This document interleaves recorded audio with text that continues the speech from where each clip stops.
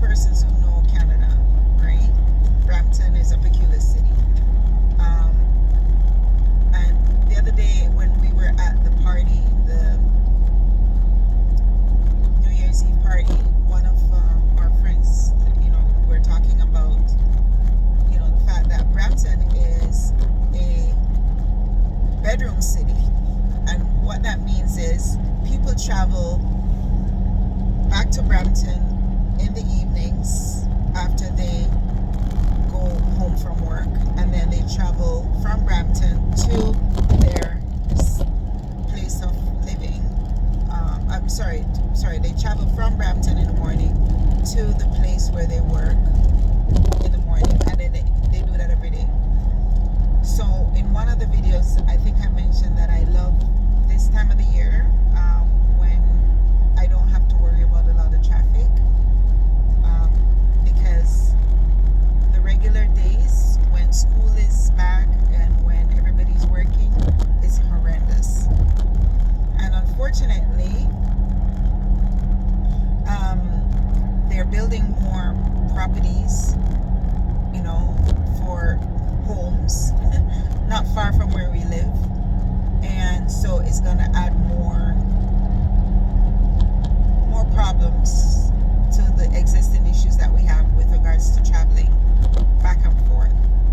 For me, I travel about an hour and a half most of the time on a regular day, and on, like as I said, like now when it's the weather is different, or even like especially if the weather is bad, it's even worse. Sometimes it could take me 2 hours, it could take me 3 hours.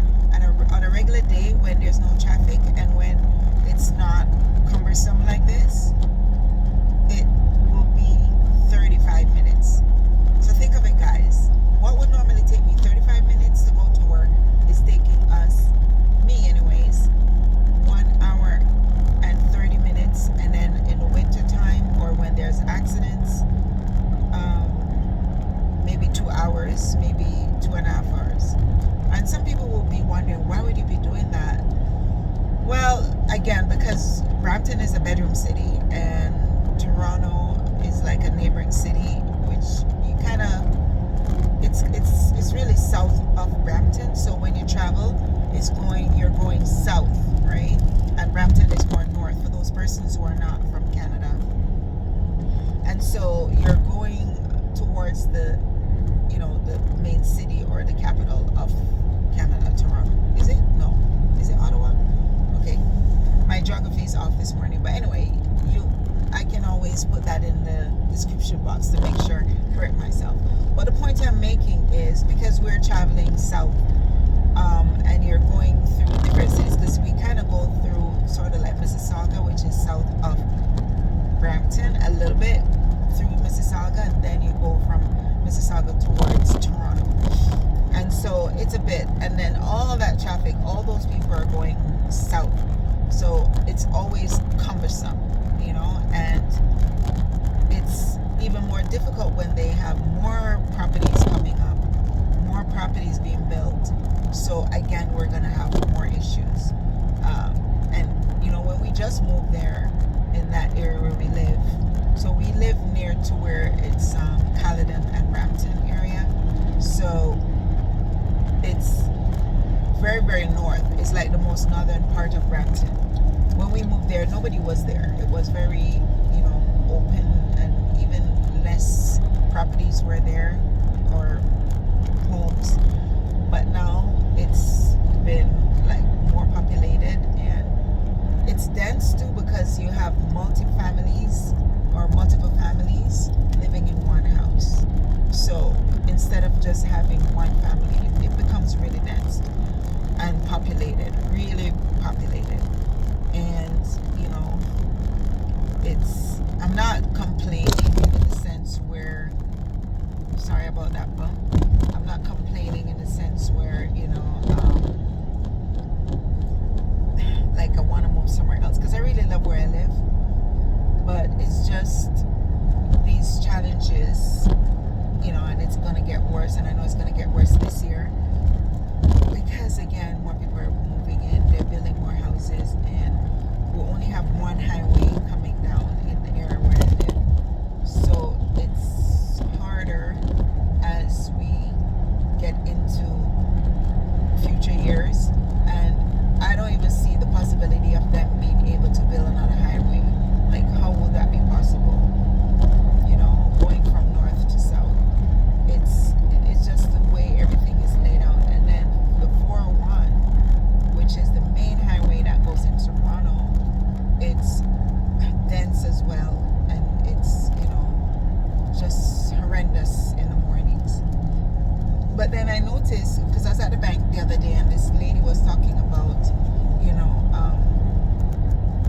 even in Toronto, she's finding it very cumbersome lately. And I've been hearing other people talk about other areas where they're traveling, and it's just, I don't know. It feels like we just have more people coming in, and I don't have a problem because I was not born in Canada, so I am not here, you know, trying to be, how do I say, judgmental about people coming in. I'm not doing that, but it's just the way in which, you know, we are having a lot of homes being built and not enough roads to accommodate the people who are driving. And then you have multiple families in one home, and then you have multiple cars. So even if people are going in the same direction, you may have multiple cars in one home, and everybody is driving. So you can imagine the density of traffic, and you know how cumbersome it is just to get from point, you know, one point to the next. It's difficult. It's very difficult. And this year I know it's going to get worse. Last year was very bad, and sometimes, to be honest, my motivation to drive into work was very low. It's like, and sometimes I will be trying to find different ways, especially if there's an accident. If there's an accident, you're messed up. You're messed up, because you have to, even if you try to find an alternate route, everybody is finding that alternate route, because guess what? Google is giving you the alternate route, and everybody is tuning into Google, or there's another thing called Waze, and they're traveling through using those options to help them on their travel. So if everybody is using the same option of finding alternate routes, then everybody's going to be going the same way, and then it doesn't really make a difference. Sometimes I just go in an area where I know the traffic is already dense, only because I know people are going in the other areas that are recommended by Google Maps and by Waze and all these other devices or tools that people are using to find opportunities to save time. So, and then we also have